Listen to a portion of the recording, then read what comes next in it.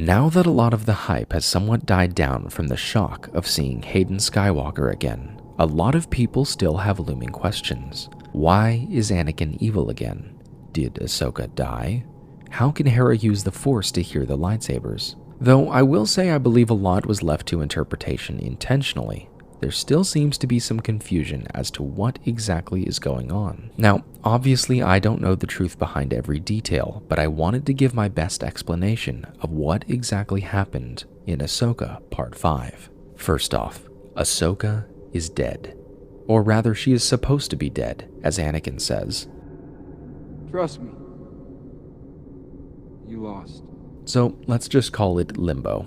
Perhaps a second chance. Physically, she is floating in the ocean, but mentally, she is having a Force vision. Think of Luke in the Dagobah cave, or Rey below Luke's green milk farm. None of what we see is actually real. It's just a vision through the Force. And speaking of the Force, Jacen Syndulla is obviously Force sensitive, which is why he was able to hear the lightsaber fight. It's possible that Yoda was able to hear the Luke versus Vader fight in the cave, even though there was no actual fighting going on. The Force surrounds us and penetrates us. So then, why could Hera hear the lightsabers? Are they just making everyone Force sensitive now?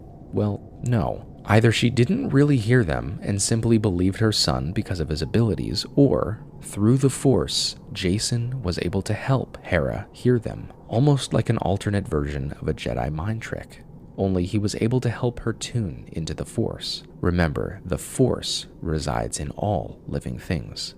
Going back into the vision, most assume that this is the world between worlds, and while it's possible that's what we're seeing, I think it's a little bit more than that. Sure, it looks close to the world between worlds, but it acts very differently. This is not a gateway between different points in time and space, but rather a place outside of the physical galaxy, an alternate plane of existence. Let's call it the place of the cosmic force. This is why she did not need to go through a portal or be pulled into one to enter or exit this place, and how her surroundings were able to change subtly and continuously. So then, who is this Anakin, and why is he evil? Well, there are two theories on this. First and simplest, it's not Anakin, not anyone other than what was already in Ahsoka's mind.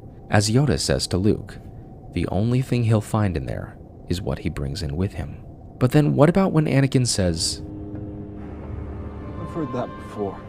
In reference to his duel with Luke in Return of the Jedi? Ahsoka wasn't there for that. Well, that leads into the second theory. Anakin is the new father of Mortis.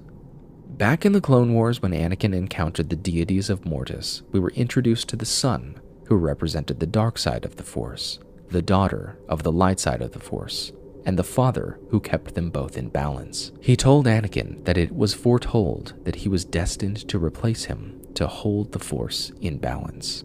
Anakin declines, and the galaxy is thrown into darkness. After he is redeemed by Luke before his death, he was able to assume the role of the father, bringing balance to both the living and the cosmic force. This is the Anakin we see before us. He is able to freely switch between representing the light side and the dark side because he holds them both. Perhaps he chose to bring Ahsoka into this vision because she still had more work to do in the galaxy, or because as her master, he needed to complete her training. So what was her training in this? Well, who is Ahsoka so far in this series? Stoic, passive, Ronin, denying the past and avoiding the fight. Anakin tests her in this, saying that if she will not fight, she will die. And this point is reiterated several times. Before we know it, we are whisked to the Battle of Ryloth, where a very young Ahsoka is launched into the heat of battle. Real casualties, real death. Often we forget just how young Ahsoka was during the Clone Wars, and how young all the other Padawans were when they were forced to become soldiers for the Republic. Any hope of a childhood was deprived from Ahsoka. She knew nothing else, and her actions have consequences. She cannot right every wrong in the galaxy. The important thing is to lead, to keep pressing on. Skipping to the Siege of Mandalore brings her to remember the very last moments she had with Anakin before his fall. She views herself as an extension of Anakin. His legacy is one of destruction and death, as is hers. But Anakin is trying to teach her that his failings are not hers. She does not need to keep running from who she is, because she is her own person. But she is too passive, too afraid of her own power. Also, Anakin obviously doesn't use his full strength because the goal is not to kill her. He lets her disarm him, and as she holds the lightsaber up to his face, her eyes glow Sith yellow. And yet, she tosses aside the saber, exactly how Luke does in Return of the Jedi, proving that even through embracing her power, she is able to overcome and control her emotions. Anakin is redeemed, and he ends with the line, "There's hope for you yet."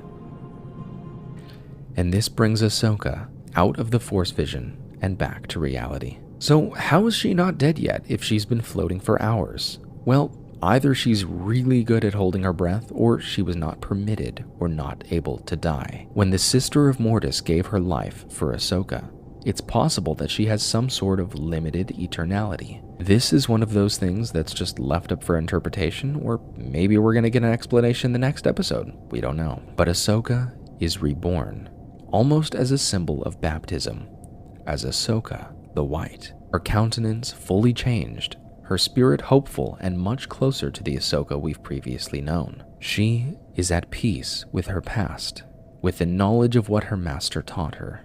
You either fight or die. Apathy is death. If you're not living for something, then you are not living at all. One final, beautiful lesson from Anakin Skywalker.